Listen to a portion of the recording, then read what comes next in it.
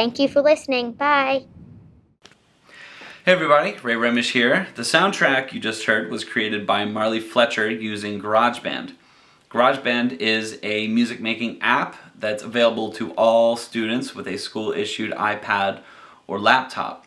For many people, making music is therapy. Even for me personally, before it was a career, music was a place I could go to process.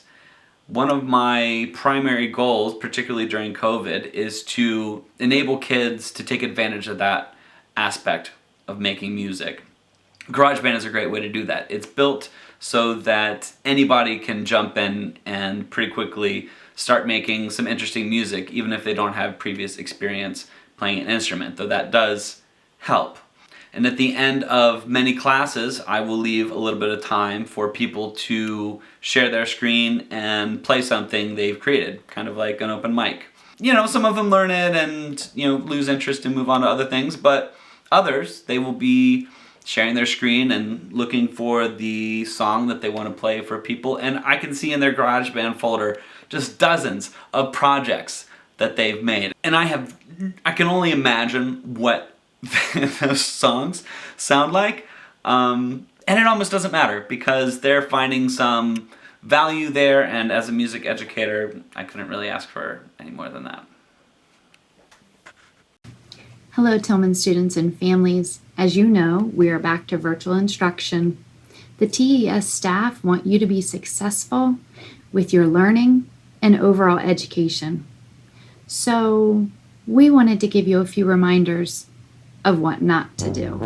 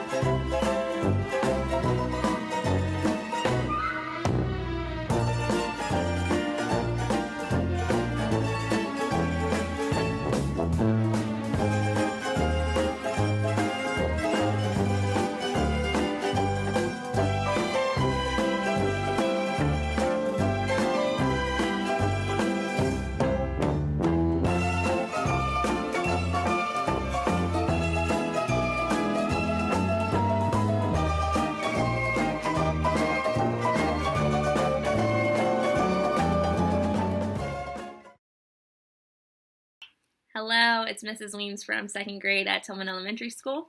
So to get through virtual learning, I've done a couple things to make things easier on students and parents. One, to engage students, I have been dressing up and letting them choose my outfit for the following day. So I've had rainbow hair, I've been a shark, I've been an old lady, and everything in between. I've even worn a panda head. So it's been pretty cool watching them choose and be creative, and it's a big motivator in our classroom. Another thing that I've been doing to help parents is sending out weekly parent power videos to help parents use the same language that the teacher is using to support what we're learning in the classroom. So I've sent videos on comprehension, summarizing, fluency, and other reading and writing strategies. It's something quick, just 2 to 3 minute video that parents can watch while they're washing dishes or after dinner when they put their kids to bed. Hello and welcome to episode 4 of Parent Power. So for this episode today, we're going to be talking about comprehension. Are they able to read and comprehend the text, read and understand? So this is a big skill. This is a hard skill. We spend a lot of time in early education learning how to read, and second to third grade is sort of that transition period of, okay, we know how to read now we're reading to learn. So it's a big year, it's a big step. We focus a lot on those comprehension skills in second grade. So before reading, some things you can do to help build comprehension is ask them, what do they think the story is going to be about, and why do they think that? So the why is a very important part.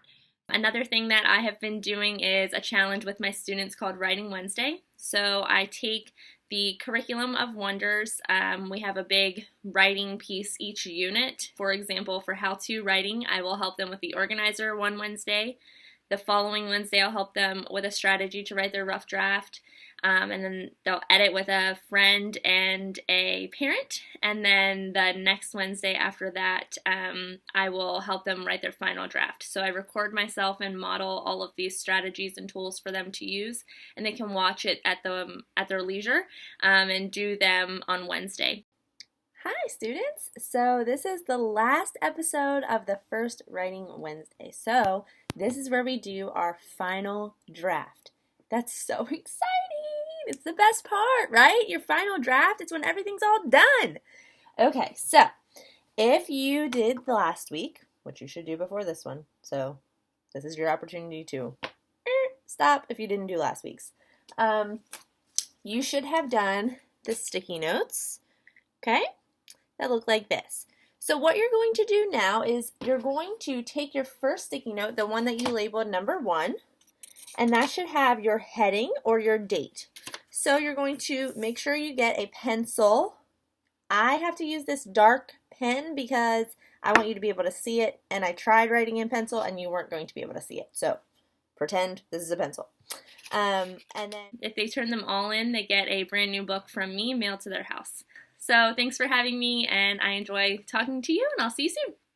Virtual learning has definitely presented its own set of challenges. What I found was interesting working with my third graders was the other skills that were unintentional but have been learned during this virtual time period.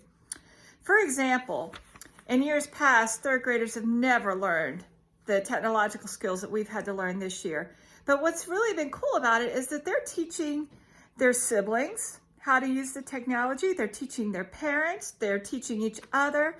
When I can't solve a problem, they're able to solve it. So that's been really cool. Kids started learning to work with distractions, with having siblings around, or possibly working on their parents' workboat while their parents were oystering, and doing a rather good job at it. Students were learning time management. I have students that are setting alarms on their timers so they don't forget to come to my small group session, or they don't forget to go to office hours.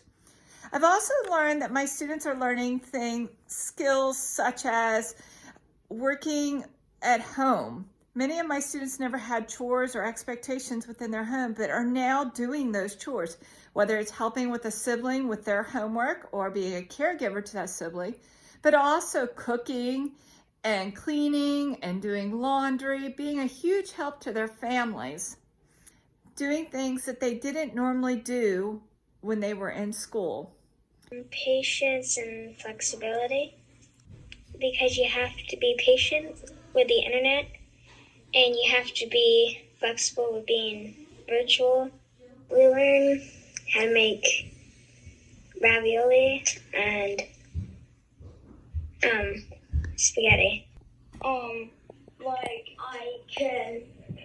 When I'm done, I can play with my dog and also try and train him. We're still on training him to ring the bell when he has to use the bathroom.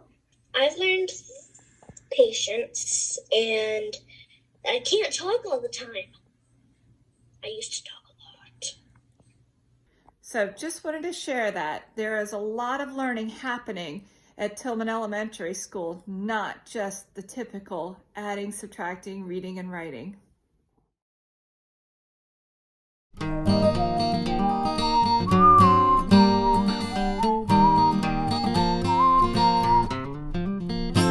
Tilghman Island, here I come, right back where I started from, where bowers of flowers bloom in the sun.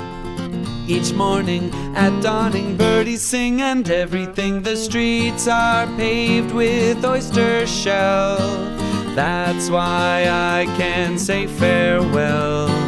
Lower down your drawbridge, Tilghman Island, here I come.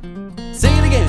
Tilghman Island, here I come, right back where I started from, where bowers of flowers bloom in the sun. Each morning at dawn dawning, birdies sing, and everything. The streets are paved with oyster shell.